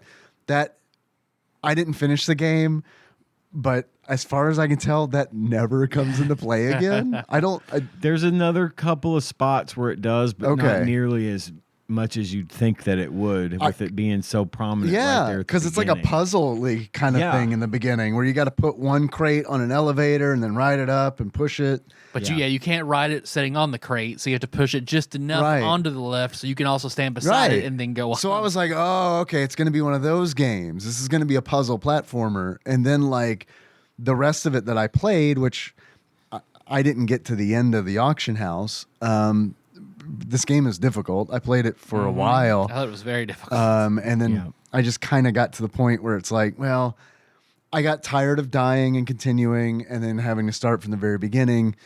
So it was kind of one of those where it's like, it's just not going to happen. Well, for me. level 2, like watching the Angry Video Game Nerd play, Which like, isn't the level Vatican, 2. right? He was like, "Fuck this," because like there are so many spots where you fall in a hole throughout the entire course of the level, and you go right back to the beginning, Right. including at the very, very end. There is a hard jump, and if you fail, back to the very beginning, and it's all chutes and ladders and shit throughout the whole thing. Like, Yeah. holy fuck! It was frustrating to watch. I watched courtesy of World of Long Plays. But they have a short, long play, It's 20 minutes. which I was surprised because From soup to nuts. Yeah. something that I like to do is when I get fed up playing a game for the show is I like to go to World of Long Plays and be like, how far did I get? Right. You know? Yeah. And it's like I went, Yeah. I was like, oh, I almost got halfway. Right. This is a short fucking It is game a if you short game. if you know exactly how to Yeah. do everything and like you're not surprised by shit. That's what the problem I had was like you would move from like one screen to another because it doesn't scroll smoothly like Mario Brothers. Nope. It's like Zelda style Yeah. where it's like, okay, we're done with this screen. We're Transition. right. Yeah, next slide, please. Right. Star Wipe. Yeah. And it's like there's so many points in the game where like the screen would transition and there's something that gets you immediately. Like if you're not like expecting it, it's gonna get you. Like a guy with a gun shoots Yep. you and it's like fuck. Or like a jet of gas shooting out of like where you're climbing a ladder and it's like, oh, okay, well that killed me immediately. Yeah, thanks for not giving me the chance to fucking live. Right, exactly. And it's one of those where it's like you just have to, the game expects you to memorize, okay, when the screen transitions, there's going to be that thing that's going to kill you. And that sucks. And it sucks. Also known as the best programming. Right. It's the best. Yeah, it's pretty, it's bad game I design. played the Game Boy version as well. I'm glad you did. I wanted to try it out. About the same. I Is mean, really, it felt a little better, honestly, than the NES one. I still didn't get much I got a lot farther in the Game Boy version than I did in the NES version somehow. I didn't mind the music. Yeah, No, the I didn't music mind was it either. okay. Thought the sound effects were better than the movie sound effects where you get the weird boings and shit. Fucking bowling pins clacking together. Yeah. Oh yeah, when he slaps their heads together and it makes the bowling. Nikki pin and I sound. like that. We looked at each other when that happened. Like we looked at each other like, are they just doing this now? Like, because It happened recently. Bruce Willis Another had one. said in post, "It'd be really funny if you guys did that. Put that in." and also the way that shot is so weird because like the way they land in no way where Bruce Willis could like. Because like the scene transitions, the shot changes, and he's just like all of a sudden the people are really close together.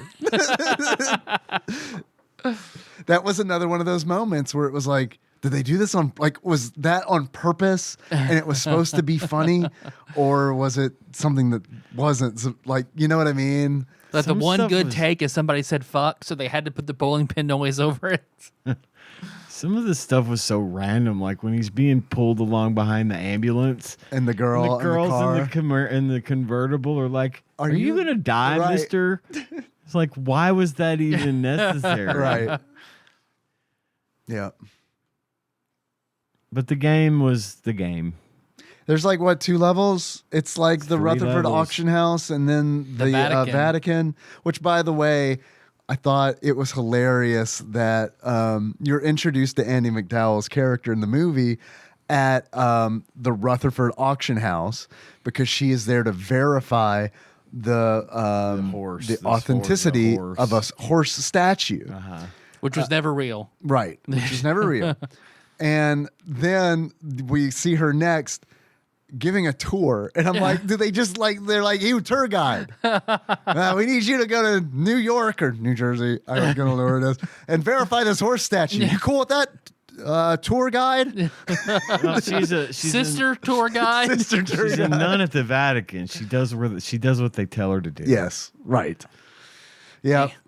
Well, they tell her not to fool around, and she fooled around. Okay, when she kisses Bruce Willis, the first time, like, I was like, that didn't look like a movie kiss. Like, She was getting a little something. like something that looked. I swear to you, I saw tongue. Yeah, He probably required it of her. it's in the contract. One of the things that actually I didn't mention. Intimacy coordinator. To me, wants to watch.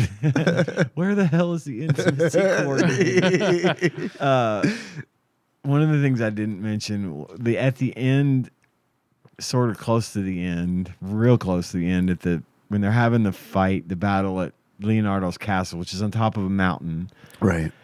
They locked, Danny Aiello into a limo. And it explodes and goes over the cliff and explodes.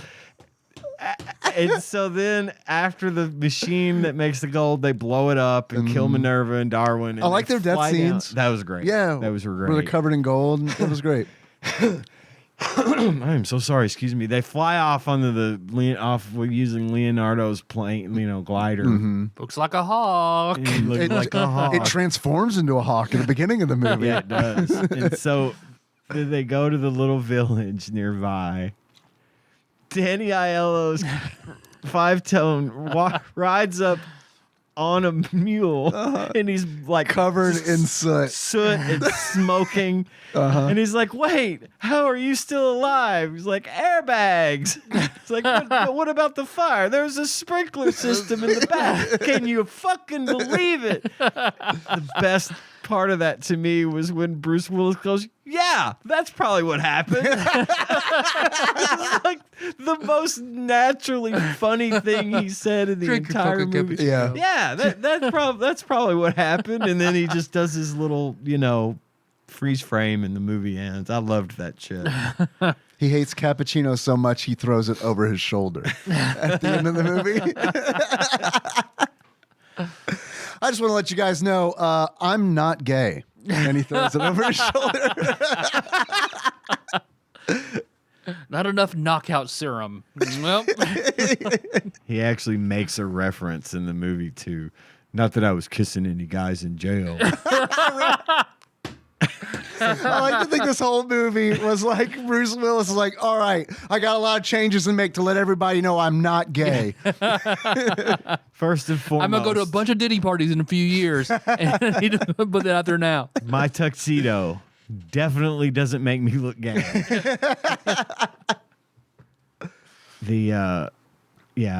There's something else that came to mind that I blanked on. Oh, David Caruso. I actually really liked David Caruso in this movie. He didn't speak a word. Yeah. He played Kit Kat. And he was liked I feel like Kit Kat. Kat was the only good character. Yeah, he in like the would whole fucking. Kit Kat is mimic like mock an Arrested people. Development character. Yeah, he almost. really is. He really is. I liked him in that. Yeah, I liked Kit Kat.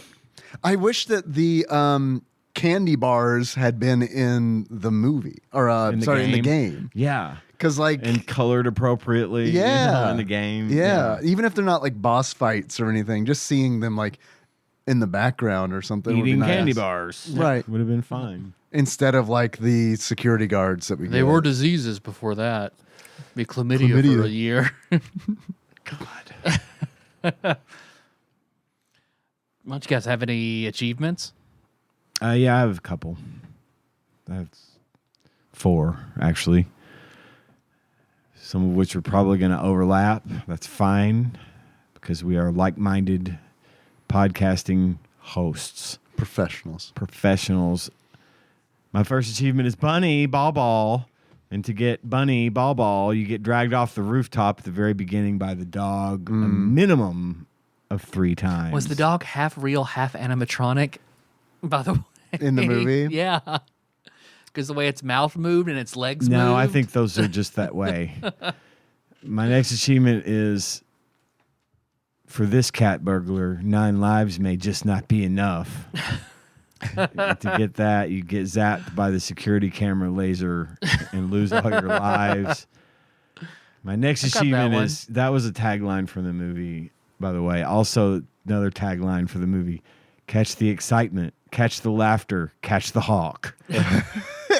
Play both the Game Boy to get these. You play both the Game Boy and NES version of this game. Nice. And then my last achievement for Hudson Hawk is I can't think of anyone I'd rather play Nintendo with. And to earn, I can't think of anyone I'd rather play Nintendo with. Play Hudson Hawk for your weekly podcast about old video games with 2 good friends and talk about it. Oh, that was a sweet one. That was my favorite one. I have a couple that I came up with while we were recording, so they're super good and well thought out. First achievement is a fish won't do anything but swim in a brook.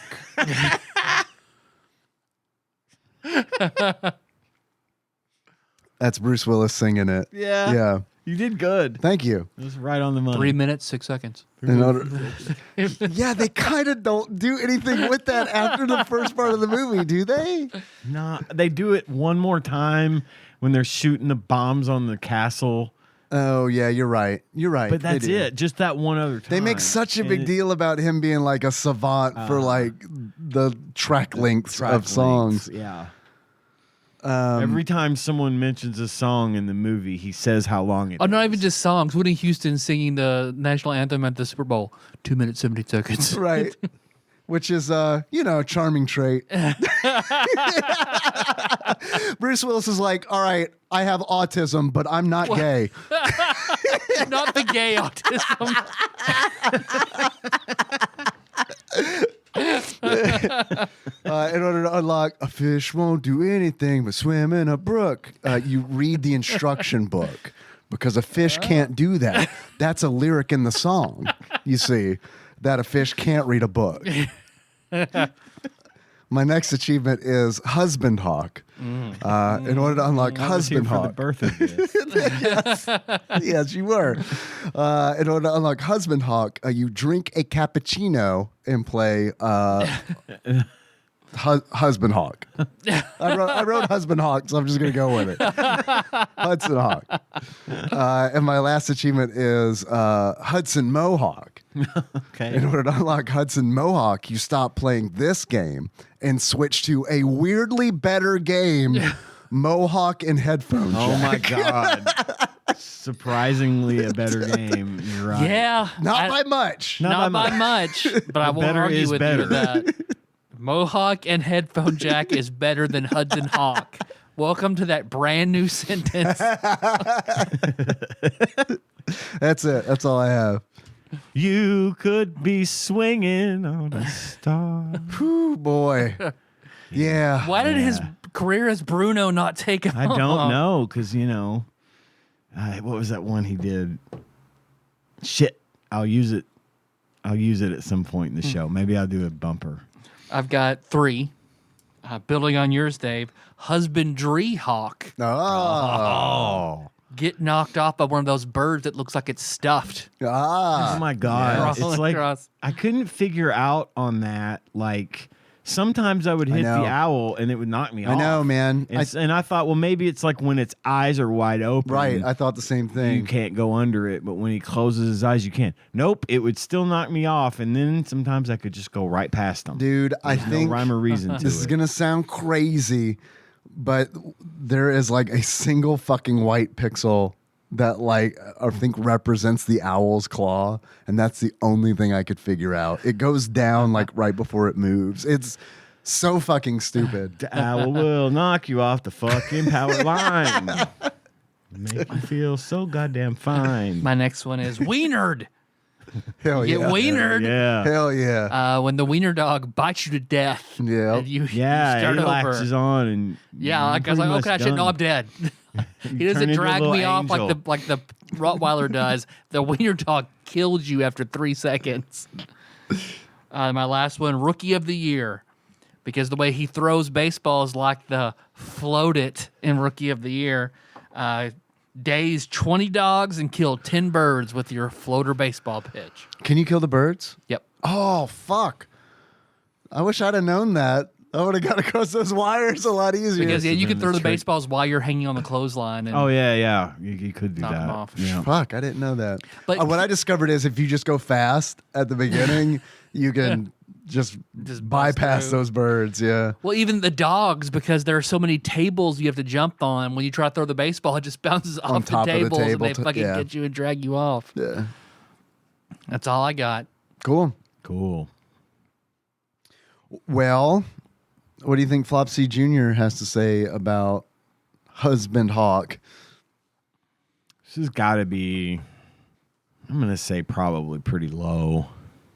It's a really late Yeah. NES game. Late 91. and it's That's short. Late and a failure of a game. And it's Like based on a movie that flopped hard. Flop hard. flomped. Flopped even. Like I want to say 1.5 stars, and I almost want a very uncommon game. I also think it's probably Being that late, either the flop of a uncommon or game. very uncommon. But I don't know. It is a movie tie-in. I know the movie didn't do well, but I feel like they probably ordered, you know what I mean? They probably like manufactured Assumed the it was gonna games, do right? well. Right. Yeah. So I don't know. I'd say at the minimum it's uncommon. As far as you said, what did you say? You thought it was 1.5 stars. I think they're going to be more generous I than think that. 2. 2. 2 to 2.5 for me. I think 2.5. You think 2.5? Yep, and the reason is because it is late. It is a later game. I know it doesn't look. It doesn't look great, but it looks pretty It's good. okay. It looks pretty good for an NES game, Yeah. especially compared to the early Sure. NES games. I could go for 2 stars. Or did you say 2.5? I think 2 I think 2 or 2.5. Either way, I'm good with either way, but I'm leaning more 2.5. If you guys feel strongly, that's 2.5. 2.5 is good for me. 2.5. Where do we fall in the rarity? Very uncommon or uncommon? I think uncommon is probably more likely here. 2.5 uncommon. 2.5 uncommon. According to Flopsy Jr., aka the NES, the guide to. Hold on, I gotta open it. I'm not used to not having a book. Hattress. You know that's the thing? Hattress? Hattress. Hattress. Hattress. Hat-riss. I've heard of that. Hat-riss. What do you think it is? Tetris with hats? You're right. Hat-based Tetris. Hat-based Tetris. That is exactly what it is. All right. Hudson Hawk, right next to a game called Hot Slots. Ooh, I do like me some hot slots. Let me show you a screenshot from the title screen says the name of the game is Hot Slots. The title screen says Hot Slot. Even better. Yeah, there's your title screen. Damn, it is a hot slot. Is that one of the porn games? It is I don't know how pornographic it is, but it is at least maximum maximum level of porn? Okay. All right. Well, according to Flopsy Jr., and I already got to the page. I'm not going to do the whole title. By Pat Contry, courtesy of Big Dick Pie Baker Chris Vaughn. Hudson Hawk. Availability common. What? Oh. I would not have thought that. They did order a lot. 3.5 star-roonies. That seems high. They were very generous. Does with that. seem high. So this is a recommend from Flopsy Jr., not a recommend from Dave.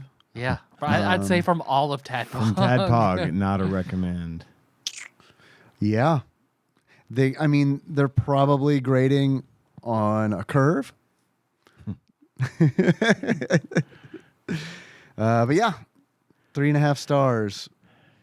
Well, we're just we're off our game this week because it's an NES. It's title. NES, yeah. That's what it is. Mm-hmm. The reflections on this one are from J.E. Josh Edwards. Yes, Time Lord.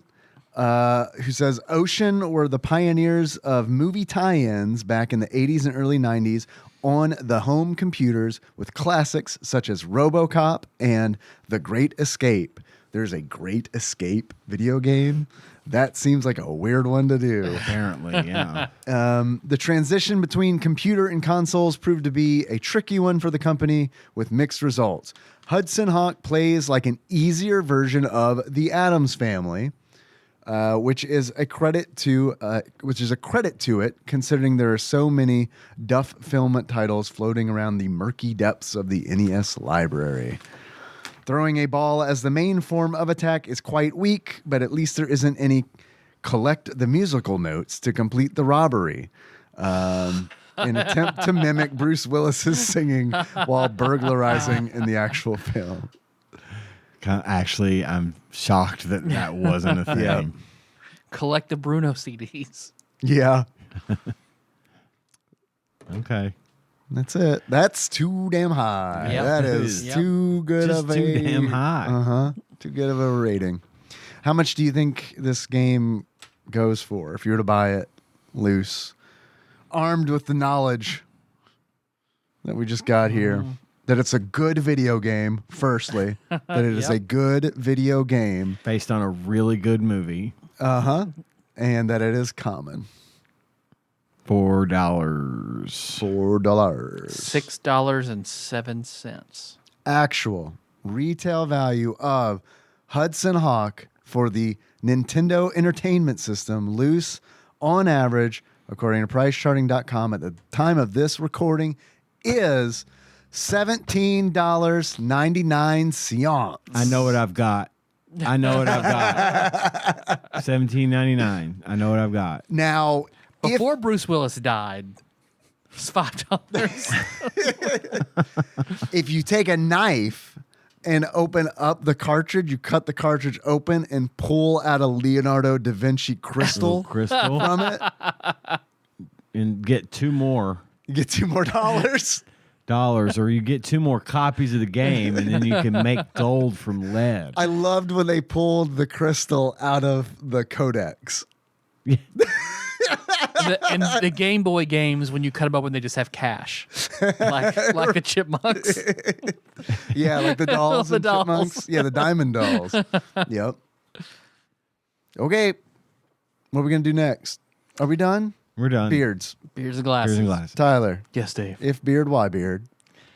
I would give it the beard, the optic blast beard from whenever Cyclops blows up Magneto's head when he reverses the poles. Yeah, like with the auctioneer's head exploding. Yep. 'Cause that's exactly what Cyclops does. Several people exploded in this movie. Yes. Oh, is the tennis ball cannon explained at all? Why it's just there. Yeah. It was just a weird. It's to calibrate Leonardo da Vinci's machine in his lab. Weird thing that Darwin Mayflower would have. That tracks, but it felt very like Our dog goes nowhere without his tennis ball machine. Right. His high-powered tennis ball machine that launches at MLB levels of velocity. You mean to tell me that dog has not been thrown out of the window by this cannon before?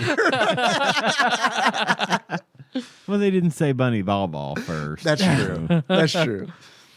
Tyler. Yes, Dave. If you were to give this game a pair of glasses, what kind of glasses and why glasses? I would give it a monocle from Die Hard 2 whenever the icicle impales the guy in the eye. Hell yeah. Cool. Very cool. Ice cold. It's icicle. All right. Now, ladies. Yeah. I've got the Well, power. I like the idea that you threw out last week, Dave. Or not last week, but just the other day. That we Because just this ended is it? not on the list. This is not on the list I've been using. They missed it, which is Time Cop. The Jean-Claude Van Damme movie tie-in. Hell yeah. I've seen Which- Time Cop a bunch of times, y'all. We get to watch Time Cop. Which and if it's a Jean-Claude Van Damme jam, a Van Damme jam, I'd love to have Phil on it if he could make it. I'm down. Can do it. If Phil can do it, I can do it. I've got the power.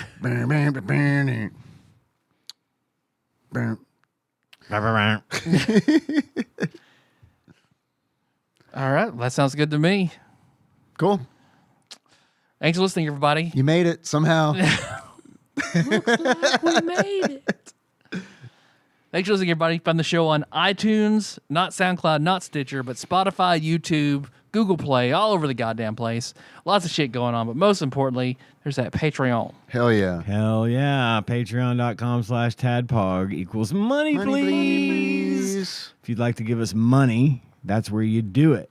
And with that money, you will get access to our bonus content, our Full Dark Tower book club series, some actual plays that Tyler did, And most importantly, make us fucking happy. and most importantly, make us happy. We Yeah. love to Yep. see that money coming in. And it's really nice of y'all to do that, especially in this economy. Even a couple of dollars a month is important. And it means a lot that you would give us that money. We have a list of people who like to have their names read on the show every week, apparently. And we call them our executive producers. And I'm going to read that list to you right now because they donate $20 or more per month to our show. And at the very least, I'm going to read their names. If they were here, I might give hugs and kisses as well. Whoa. Hell yeah. Especially to Cubicle Monkey, Gamebug Prime Nathan Eaton, Pinball Airplane Archmage Chris Edler. Sorry you couldn't be on this episode. Derek Pope Sandwich, Comes in his wife Jeff Miners. Congratulations on your Hell yeah. marriage. Hell yeah. Drink Smith, Joey Webster, Sandwich Pope, Phil Hawkins, Louisville correspondent, Princess Consuela, Banana Hammock, Flavor Trick, Taryn Dahl, who went to the Rock and Roll Hall of Fame induction ceremony this past weekend. I'm so jealous. That's cool. That would be For a Dave lot of. She Matthews? said it was a lot of fun. Dave I believe- Matthews, I yeah, believe all it that was. stuff. Yeah. This year, Tanya and I were watching other things and didn't realize Yeah. it was on. It 'Cause reminds me. It comes on Disney now, Disney Really? Plus, and so we usually see the commercials for it on HBO when it was coming on HBO. Yeah. But we miss it now because we don't watch Disney Plus that much. Right. So it was frustrating that we missed it, but we'll watch it. And you saying her name reminds me. I haven't said pussy at all this episode. No, that's Damn. really good because Yeah, that was saying a- pussy too many times can really get her fired up. Put a bad taste in your mouth. yeah. Or a good one, I guess, depending. Is it okay, Taryn, that you're synonymous with pussy for the podcast? Continuing with the list of executive producers, Canadian Turbo Nerd Thomas, and we have a new executive producer Hell yeah. for the first time in a long time. shit. Hell We have yeah. added a Hell brand yeah. new, never before we gained seen one as opposed to We losing gained one. one, and this is a brand new person who's never We been got an EP before. We got Got one.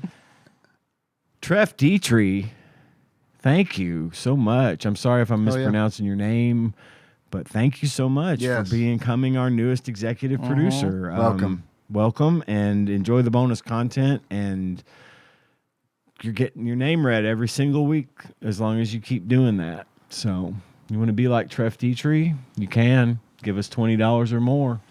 We'll read your name. Whatever name you give us, it doesn't even have to be your name. It can't be it can't be Mondo was a sponsor for a while. That's true. Those Taco Johns. That's true. It can't be anything you want. Most things though. Not cool enough. Yeah. Well, within the boundaries of taste. Yeah. And That's it's what, our that's what we're all taste. about. So it's That's what we're all about here. You still got a pretty wide. as long pretty as wide one of us margin. here is okay with it, we'll say it. That person will say it. Thanks. So send them it. So donate $20. Send it in. See if we say it. And if we don't, we're still keeping your money. Yeah. See if we'll read it in court. Yeah. Fuck yeah. Hey, there you go. Let's push the envelope. Thanks also to Brad from Arizona for Yep. writing us a nice email about Hudson Hawk. I look forward to, if you want, there's no obligation here, but Brad, if you do one for Time Cop, that would be pretty cool. Yeah. And that's it. That's all I got for the Money Please section of the show. All right. Our theme song is Moves by Singmore Drive. Into that track that starts at tadpog.com. How do you guys want to close it out? Like Bruce Willis singing in line. Yep. So until next time, Tropical Capricorn. TADPOG is hosted and produced by Tyler Holland, Dave Moore, and Ian Chandler. New episodes publish Wednesdays each week and are available on Apple Podcasts, Spotify, and anywhere else podcasts are hosted. Have a question or comment for the hosts? Call us at 270-883-2555 and leave us a voicemail. If we like it, we'll play it on the show and respond. Want to send us something?